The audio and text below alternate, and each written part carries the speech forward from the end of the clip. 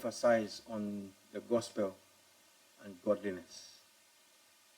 If we go sleeping on those two important legs, then it doesn't matter what we teach.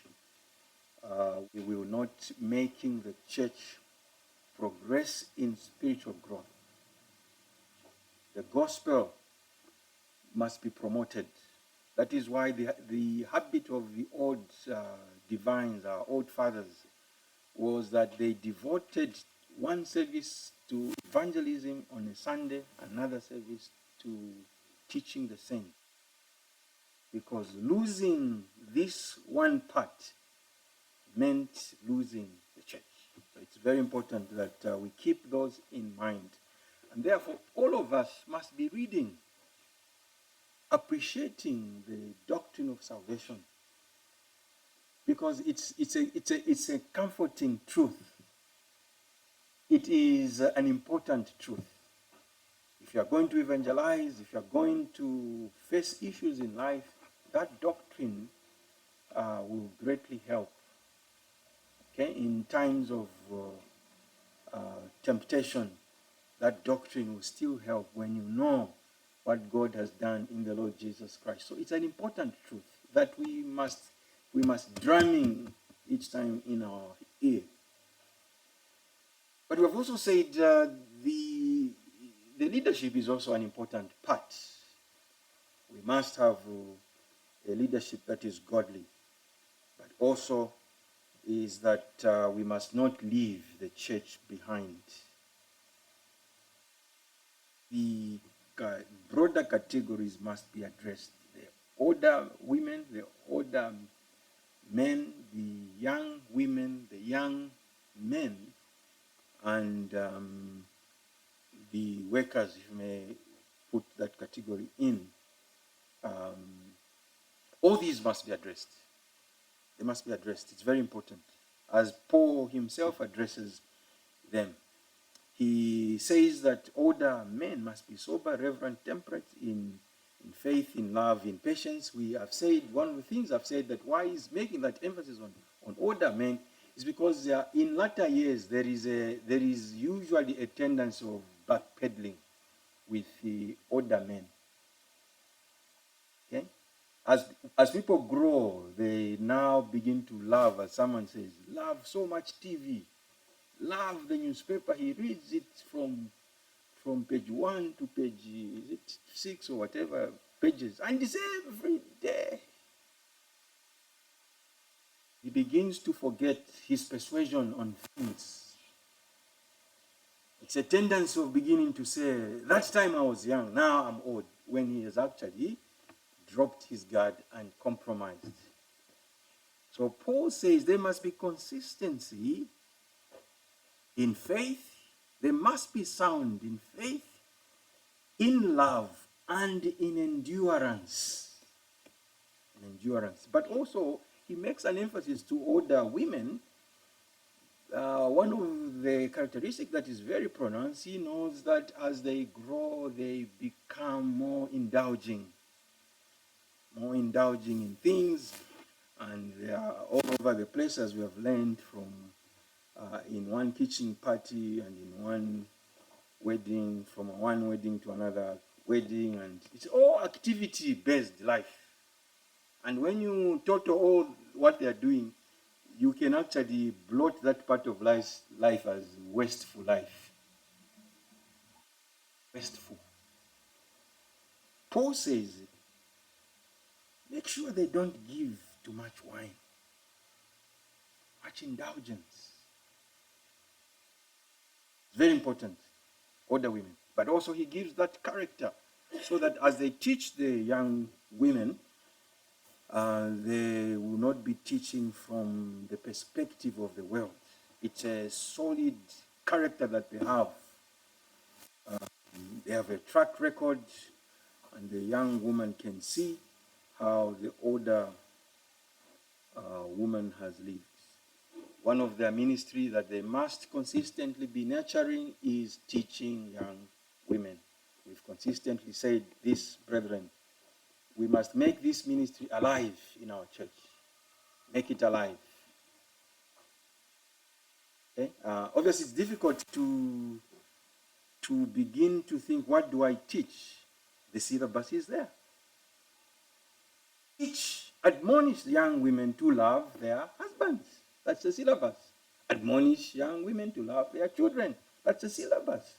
To be discreet, to be chaste, to be homemakers, to be good, to be obedient to their own husbands, that the word of God may not be blasphemed. So the syllabus is there for you. You need to expand it and put it in the context. So you can work through that material and grow books on end with illustrations and whatnot from that syllabus. Like I said, today we make an attempt of that part. Last week we were looking at her being discreet or sensible and chaste or pure. She must be sensible, she must be wise, and she must have self-control with time, with money, with the way she relates with people. But also, secondly, we said she must have the purity of life in terms of thought, in terms of language, in terms of conduct. The way she carries herself must not be provocative or suggestive to the opposite gender. She must conduct herself in that purity, avoiding those things that will make her be impure, as it were. She must be a homemaker. Or let me first state, what's the meaning? What is the meaning of being a homemaker? Paul seems to be saying that that her domain must be the home.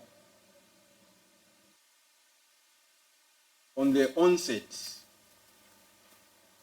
Paul is saying the priority for a young woman must be home.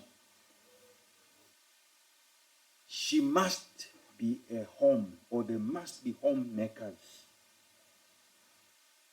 The Greek word suggests, in fact, that she must be employed.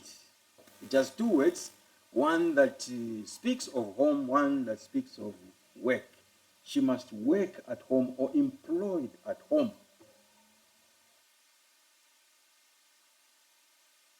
Is that the emphasis is young women. Teach young women. Teach young women.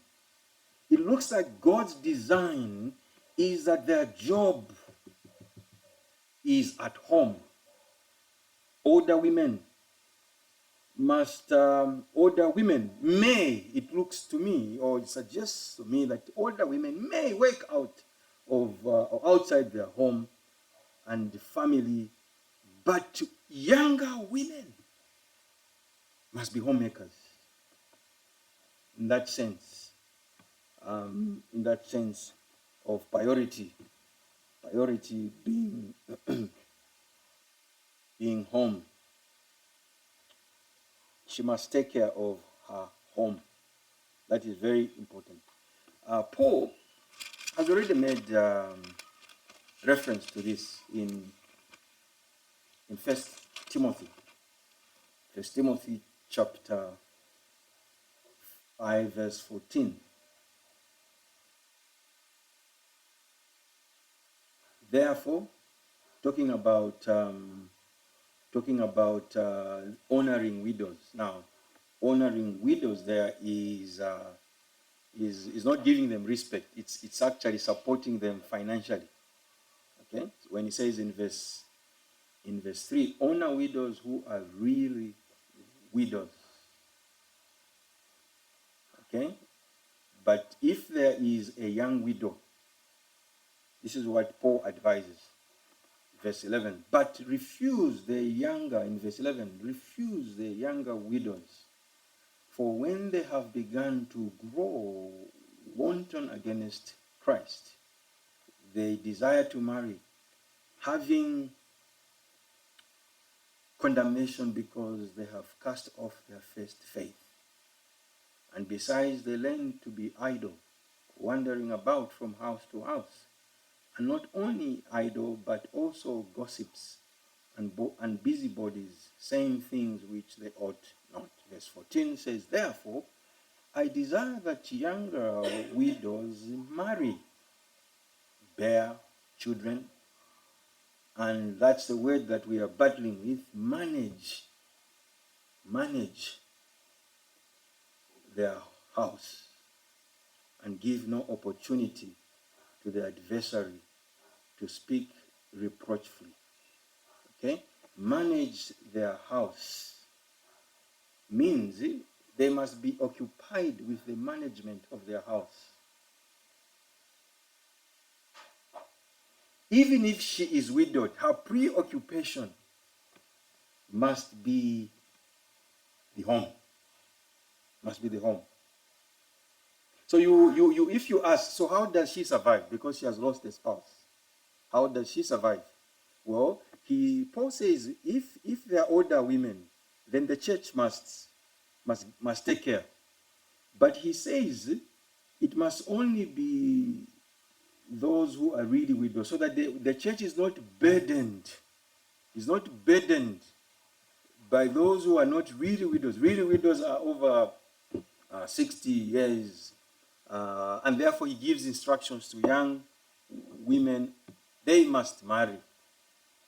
So you see, in the mind of the Apostle Paul, the church must take care of widows. We can say to widows, now widows, that is whether young or old, but they must not be burdened. If they be old widows, but they have their children to support them, the church must not be burdened. That burden should be taken by the family. I should make that same conclusion. If they be young widows, we must encourage them to marry. What is the rationale? Because when they marry, their husband will provide for them. That is his thinking, so that they concentrate in their home.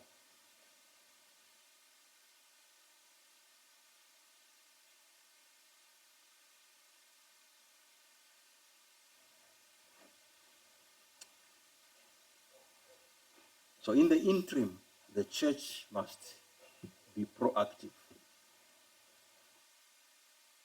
Because we live in the world where things are distorted, the church doesn't even concern itself. When there is a person who has lost a husband, we don't even think twice. We think they'll somehow get around it. And that is what I think, one of the things that has forced, yes, feminism, industrial revolution, and the secular humanism that has come into this world has pushed the young woman out of the home. But also us as a church have made contribution, because we will not take care.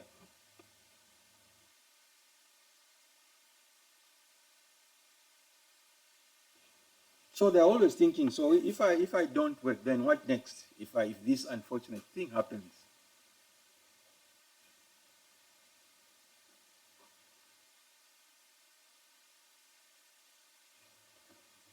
What are the reasons that why Paul says she must be a homemaker? That is, work or be employed at home.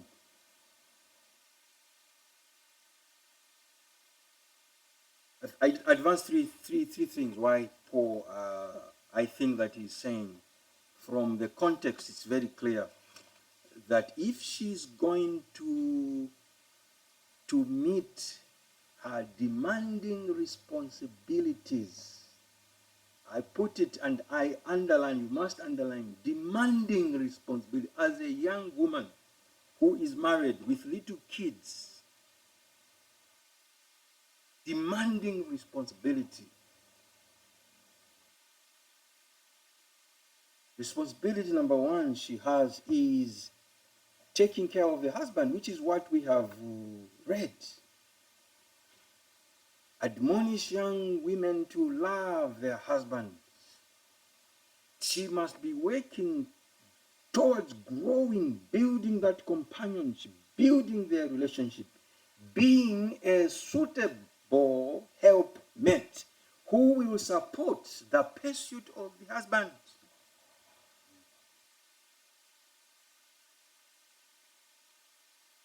That's responsibility number one. But second, we are told she must love her children. Responsibility number two, which is huge, is to take care of her children, to bring them, as we read in Ephesians 6, verse 4, in the discipline and admonition of the Lord, which is a huge part of her work.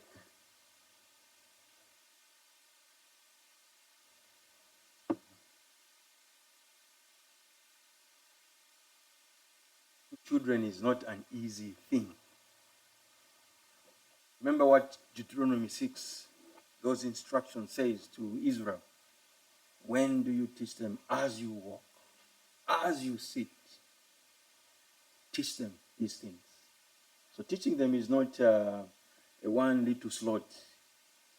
In 24 hours, it's 30 minutes, and we are done. As you walk, you take them to the market, you take them to the supermarkets where they begin to cry for things and say, no. Train them, and you'll be happy to take them with you. They must learn. So Kuva send in the temptation, you carry them. And they are seeing jiggies, they are seeing chocolate, they are seeing, and they are saying, mommy, and they start doing tantrums. You watch them. Like is it the late Barry Haig in Mwinilunga? He was a very good preacher under the CML. He says there's a woman who comes, he's preaching, and the woman manifests demons. Now, it's more like she is prophesying. Is it prophesying? And then he is watching. So the church is on, and the woman comes in front. She's doing her tantrums. She's going this way, and so Barry Haig is watching the woman go this way, that way. And when she's done, he goes and kicks her. Wake up. You're wasting. You're acting. Okay, grow up. Go and sit. This is not the time to act. So that's how we deal with kids, that they might learn that whatever they cry for cannot be given, because we don't own everything. Okay, so what basically I'm saying that she has a big responsibility. In our time, that responsibility is minimized. No wonder there are so many evils in society. It is assaulting the family, because we've minimized it. But thirdly, it is the taking care of the home, in the sense of taking care of the house, the organization of and management of the house. All the supplies, all the decor, all the clothing, all the food, and whatever you can think of that relates to making a house a hospitable house. Okay? I don't know how you feel when you've gone to a lodge or to a hotel. Okay? You want to be there, isn't it? Clean sheets, surrounding, clean room. That can be made at your home by your wife, so that you enjoy your sleep, so that you're productive and you supply the needs at home. She must organize so well that we do not need to be at a Vani or Roy or something. We need to be at home and enjoy it.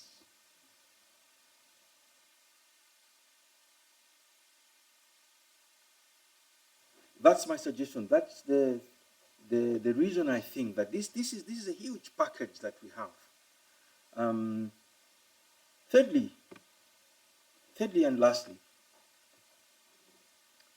is that I want to give an example. I want to give an example of the Proverbs 31 woman, because that's been a huge contentious sort of objection. But I want to give an example and ask few questions that I will intend to answer them briefly, and I will make a conclusion or concluding remarks. Proverbs 31. Let's stand there.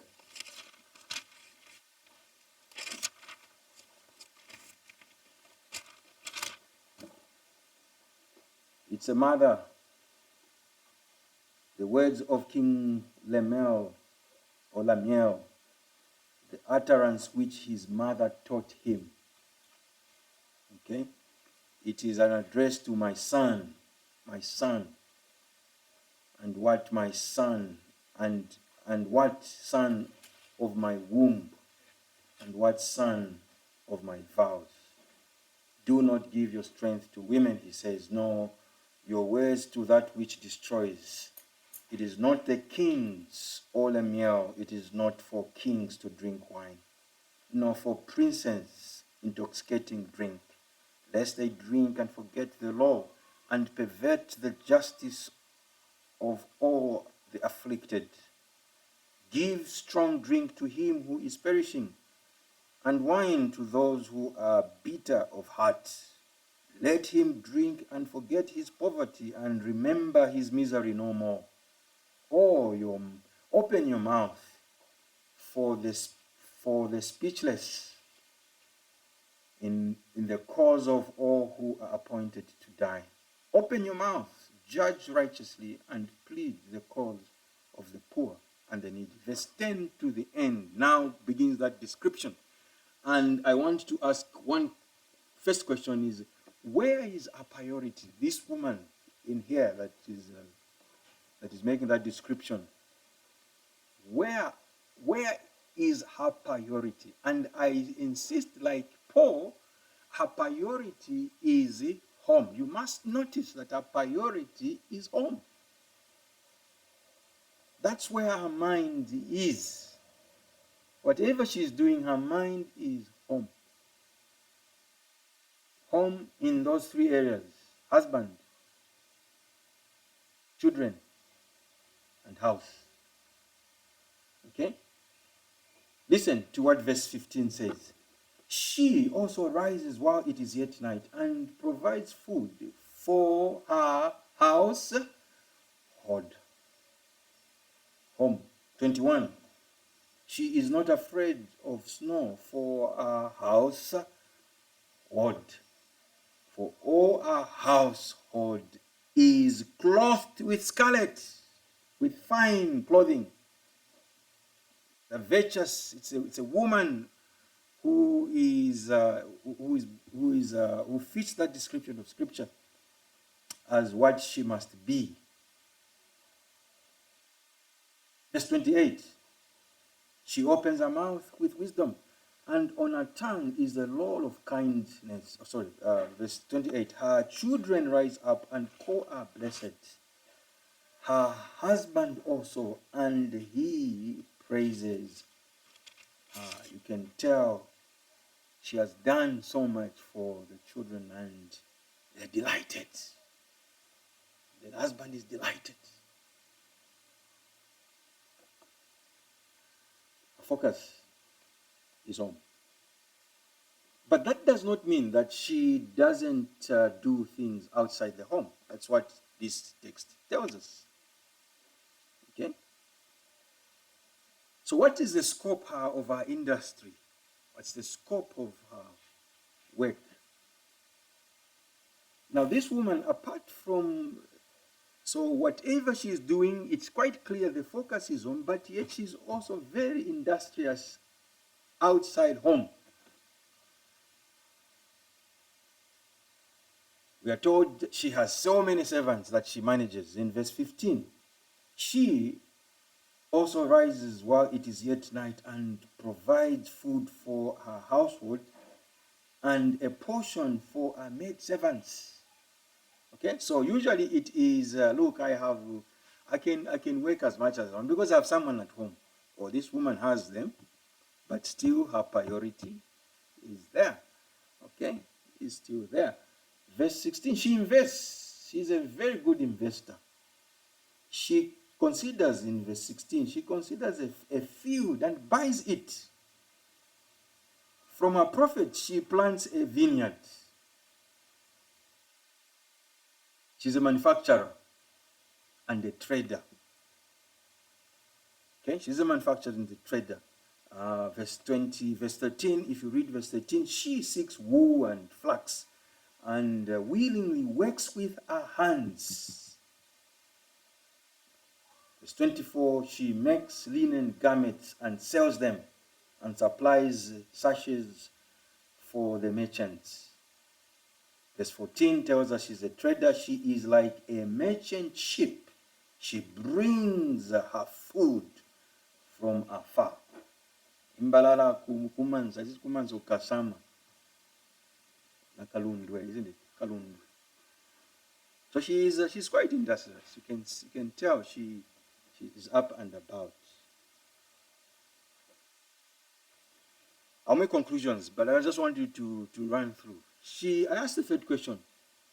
Why is she called virtuous? Why is she called virtuous? I supply 3 reasons. Number 1 is because her priority is home. Because her priority is home, is household. It's quite clear from what we have stated. Second, why is she called virtuous? Because she is industrious. She is not a lazy woman.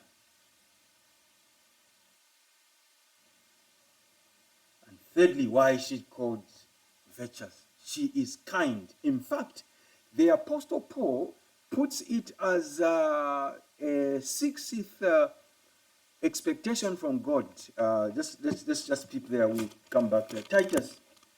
Notice that we say she's a homemaker. She's a homemaker and good. That good is kind. She must be kind or good. It is from the word. You've heard people called Agatha.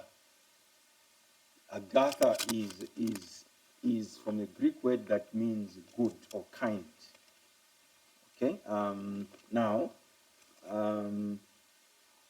That is who she is in 31. She's very kind. She's very good. She's very, very good.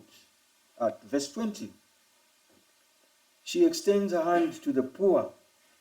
Okay, she doesn't make whatever she makes, her returns. She doesn't forget about the poor. She extends her hand to the poor. She reaches out her hand to the needy. 26, we read, she opens her mouth with wisdom, and on her tongue is the law of kindness. Fourthly, perhaps before I go to the fourth, because it is already mentioned in Titus. You hold your hand there in Titus 2.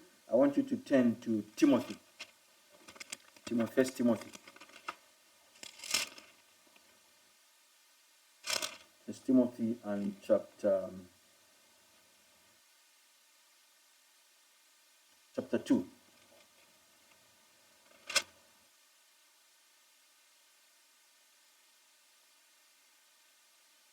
Let me read from verse 8.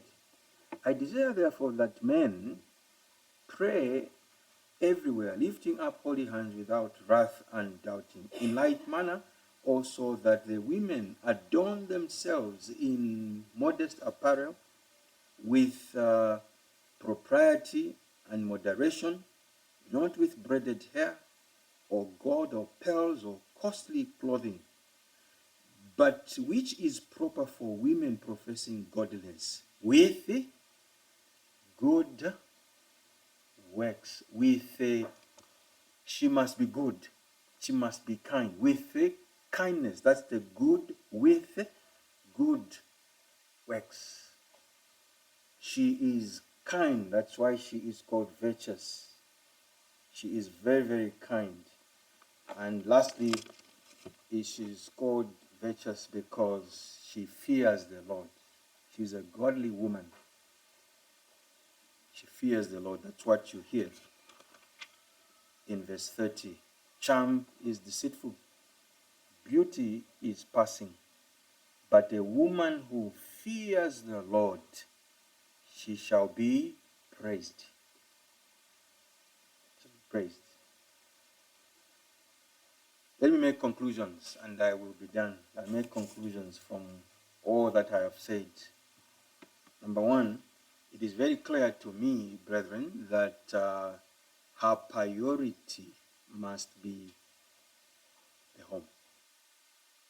Focus must be the home. And we have clearly stated what that means. Husband, children, house.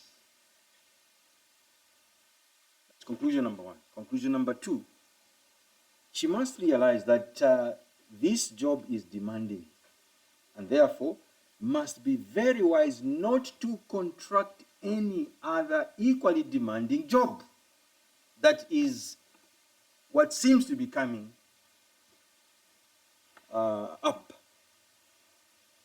Part-time job, flexible job, running your family business, like the virtuous woman in Proverbs, looks like the way to go for young women. And it's quite clear. It's like saying you must have the time to focus on your household.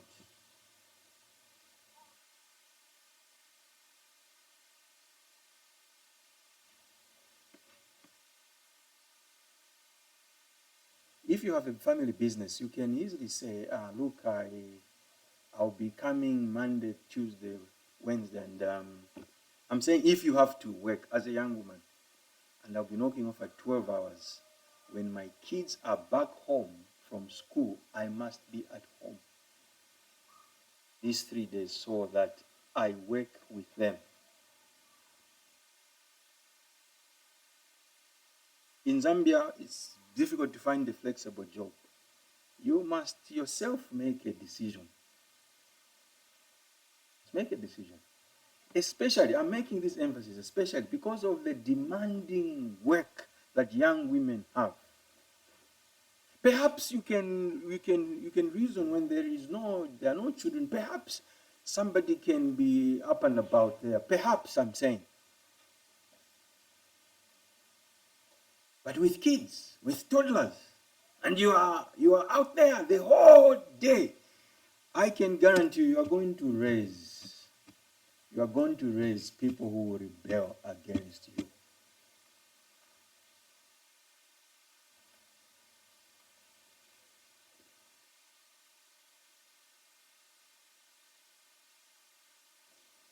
There was a question yesterday, which was a very good question. How can I make sure that when my son, my daughter, when they are going out of my home, I know that they are able to manage out there alone?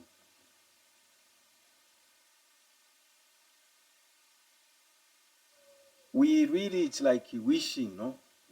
I hope that he will manage.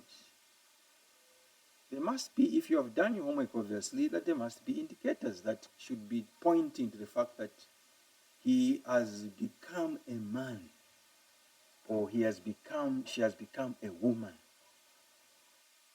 Things I said is, notice his decisions. You could have worked with them for when they were young, and they are now 20 or 21, 22, and they are now about to marry. They are indicators that were very, very clear. One of them is the decision making in this child's life. When you begin to see he's behaving like he's still a toddler in his decisions. For instance, how he uses his money, how he uses his phone, how he uses leisure. You can begin to tell, umwana wesu, I think parinchito, isn't it? Parinchito. Let's continue praying. Because now it's getting late. Akula in terms of physical, not in terms of spiritual wisdom. While he grows in physical stature, we must be seeing a growth in wisdom and diminishing foolishness in their hearts.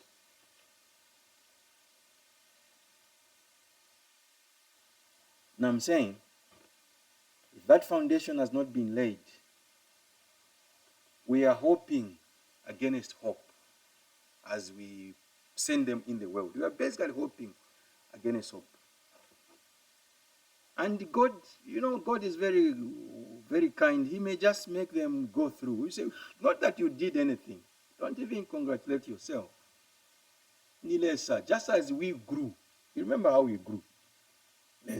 Common grace. Common grace made us navigate very, very sharp curves in which we would have just destroyed our lives. But wonderful grace that sought me and brought us home. Not that we did, not that our parents did a lot. Our parents were using human philosophy and wisdom.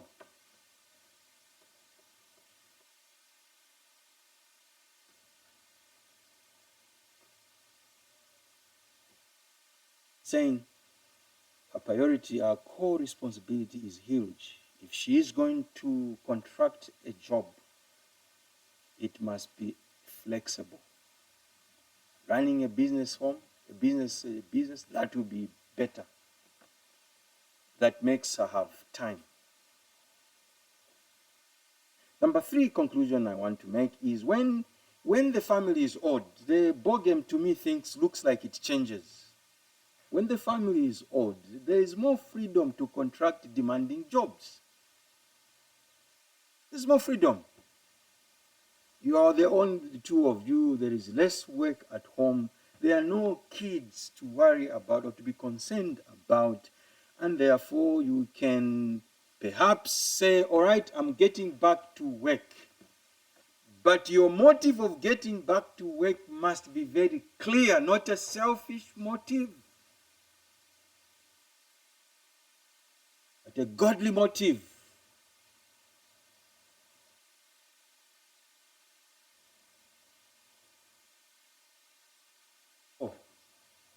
Conclusion.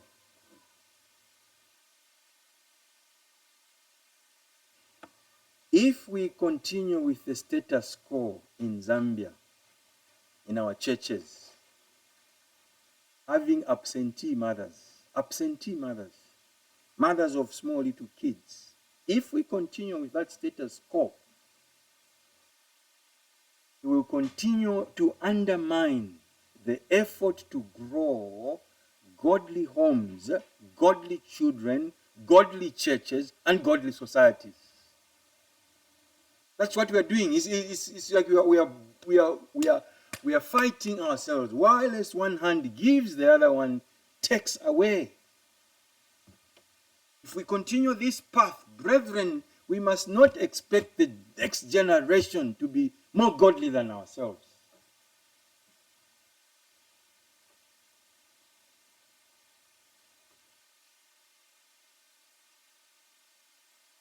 My 5th conclusion, which is more like the 4th. If this status quo continues, we'll have many broken homes and spoiled children. The rate of divorce is increasing among believers.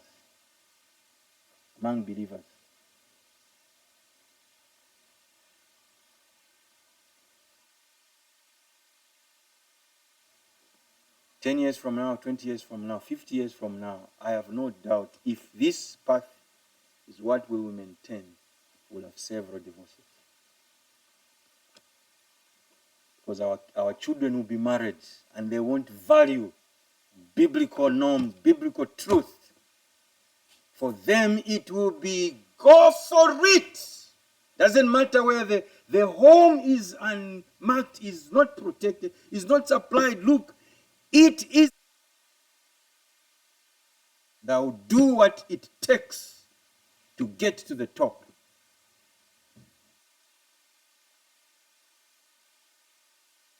And actually, we can lay down our lives for our kids.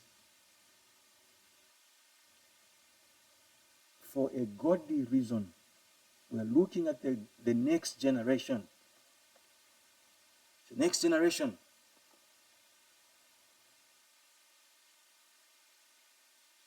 Well, lastly, Lastly, is an appeal to young men from this truth that I think I can make this conclusion that there is great appeal. I'm appealing to young men that here is a call for you to work very hard to supply the needs of your family.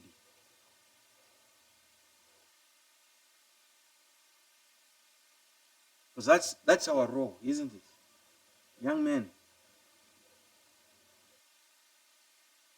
I'm not talking, as we talked yesterday, we are not talking about luxurious and lavishing.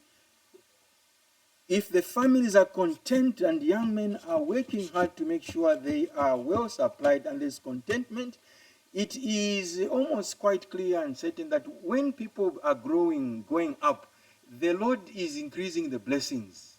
I don't know if you have noticed. I'm not saying I'm a prophet who was a mathematical prophet. No, no, no. I'm just saying that's a trend I've seen. People begin to be comfortable. So when they are still there is no our salary and our, but look, be patient, just hold in there. The Lord will bless. So young man is like you work extremely hard to grow godly families, supply your families the basic needs,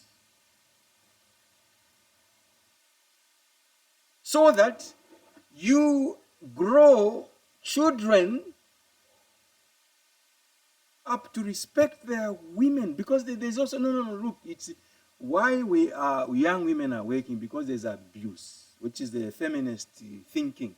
So let's push them in the industry because there's abuse, male dominance and abuse. Well, it's because you have already left home. So who's teaching the guy who is going to abuse the next woman or the other woman or third, second generation? Who is going to train the young man? Because you have left home. Ooh. So if we can consistently do what looks like a small part to grow them, we put in them that they must be, you as a young man, you must be so industrious with your hands. You must work extremely hard because you have a responsibility in future to look after your families. You have a responsibility in future to lead them spiritually, to care for them and protect them spiritually and supply them spiritually with spiritual food. If these are grown as adults, there will be no fear of abuse of their wives.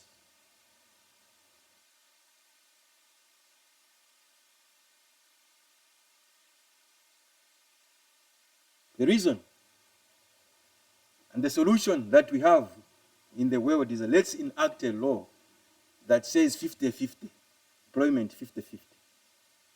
Now you're not sorting out the problem, you're compounding the problem.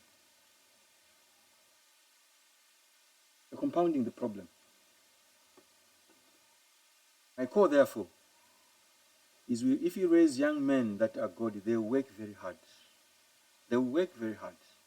And they will supply the needs of their wives and children.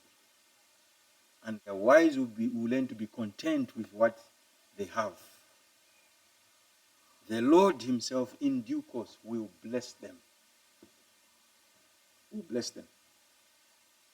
Brethren, I said this is controversial. So if I don't go home alive, I'm willing to end my ministry here. I myself, I'm struggling with all those things that I'm saying are hitting me. So why should we keep quiet? Because it's how you've been raised. We cannot continue in this status quo. That's my cry.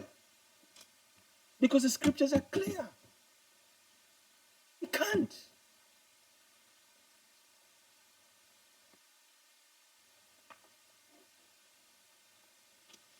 Let me end here. Amen. So end our service by singing.